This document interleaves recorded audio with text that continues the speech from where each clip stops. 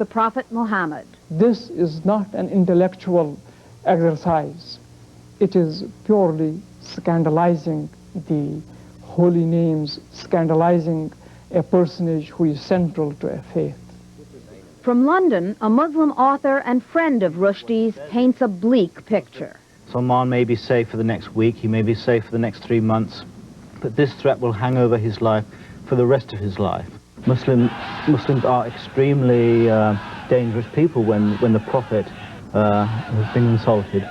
I'm very worried for his safety, and I'm very worried for what this kind of intimidation means for the future of literature. Authors who are used to speaking through their works are now leaving their typewriters, taking a stand to protect what is yet to be written. Betsy Aaron, CBS News, New York. Possible new trouble tonight for the John Tower for Defense nomination. More but non-specific inferences about Tower's private conduct are now coming from Kenneth Edelman.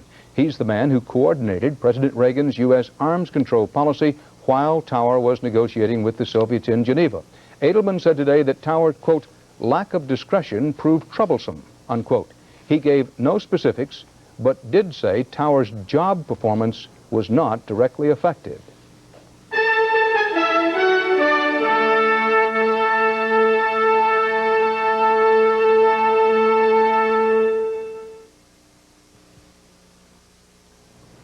Scientists today said they had succeeded for the first time in drawing the three-dimensional structure of an enzyme the AIDS virus needs to spread its infection.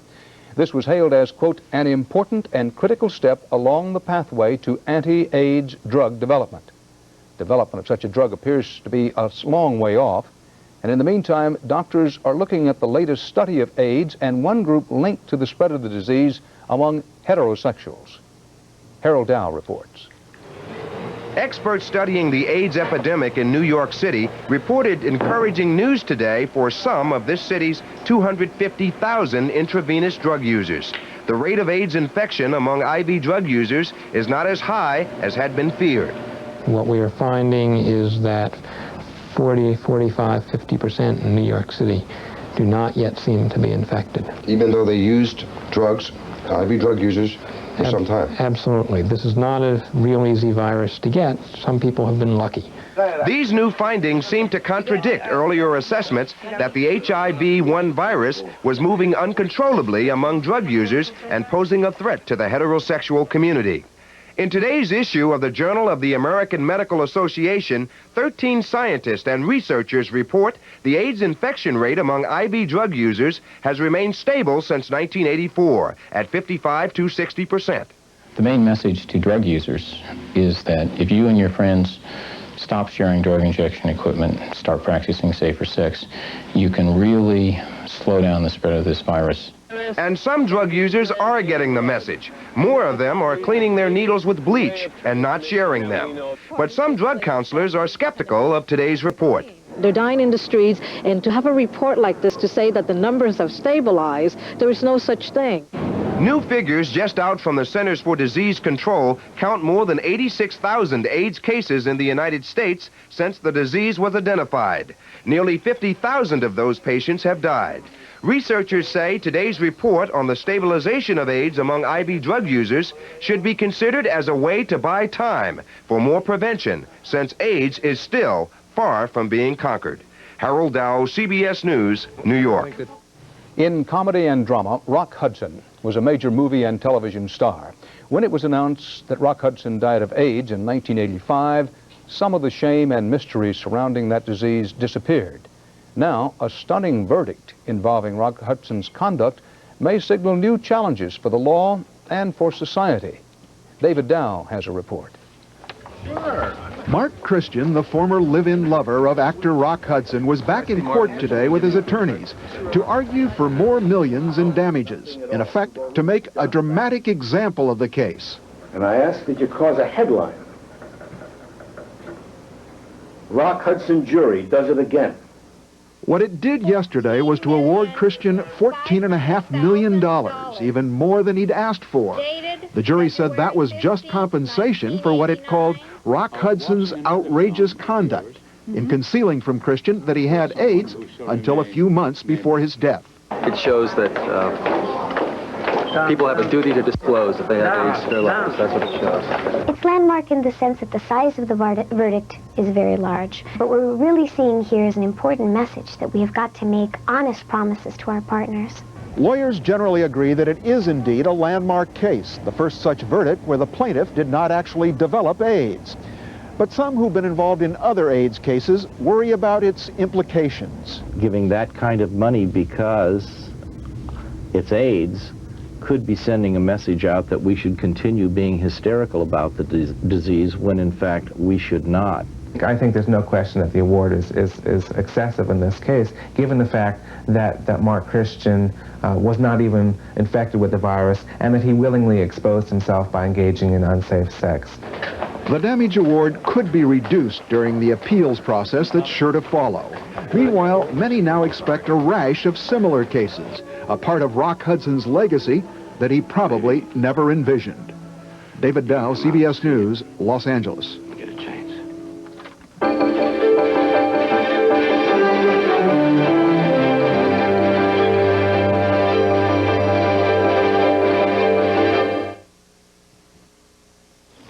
As more rains came today, there were flash flood watches for parts of Arkansas, Tennessee, Missouri, Illinois, and West Virginia.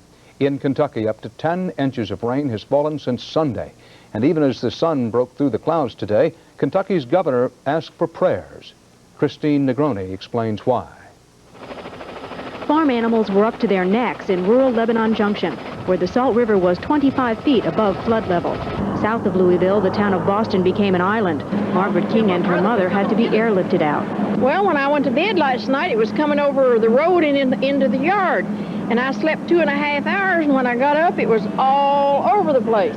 Blue skies over Kentucky's state capital brought an end of 4 days of heavy downpours. But swollen rivers and creeks across the state are still flooding homes and businesses. I'm sad for all those folks down there because they've lost everything. And I'm going to be sad if it gets here because I will lose some things. National Guardsmen work to limit the damage statewide. 2/3 of the counties reported flooding, with nearly 300 roads closed by rising water. We've got more rain forecast for Friday and Saturday, and the situation, the outlook is just not good right now. Obviously, more flooding would precipitate more damage, and we simply do not need it. Late this afternoon, workers began preparing for the cleanup. More rain will postpone that. Christine Negroni, CBS News, Frankfort, Kentucky.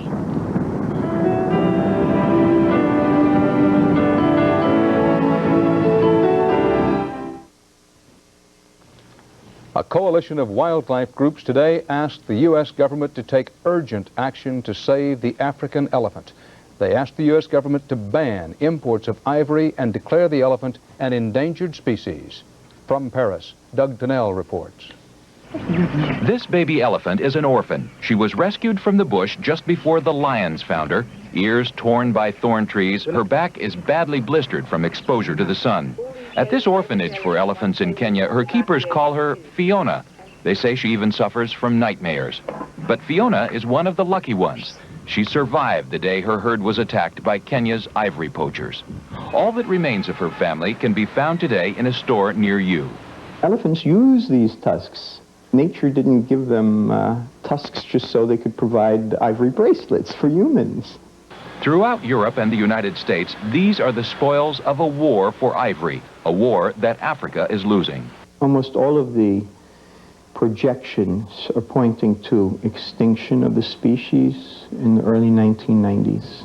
The ivory trade is a billion-dollar business, 80% of it illegal.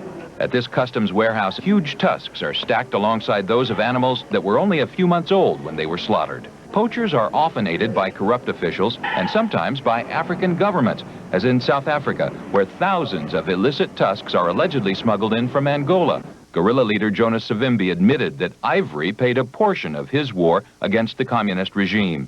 Environmentalists have mounted a worldwide campaign to save the elephant. Americans buy 1/3 of the world's ivory jewelry. Americans can help stop the slaughter. But there has been no let-up in Africa's ivory war. The profits are immense, and there are no witnesses. Fiona is lucky because she found her way to one of the few places left in the world where baby elephant's best friend is man. Doug Tennell, CBS News, Paris. And that's the CBS Evening News. Dan Rather. Tomorrow I'll be heading to Tokyo, and Bob Shifu will be sitting in here. All next week we'll be broadcasting live and direct from Japan, reporting on Emperor Hirohito's funeral, Japan's dramatic rise to superpower status, and the effect that has had on this country and on you. Closer to home, we hope you'll stay tuned tonight for 48 Hours on Homeless Street. We believe it's a special hour that you and your family will not soon forget. 48 Hours on Homeless Street. That's tonight at 8, 7 Central Time. See you then.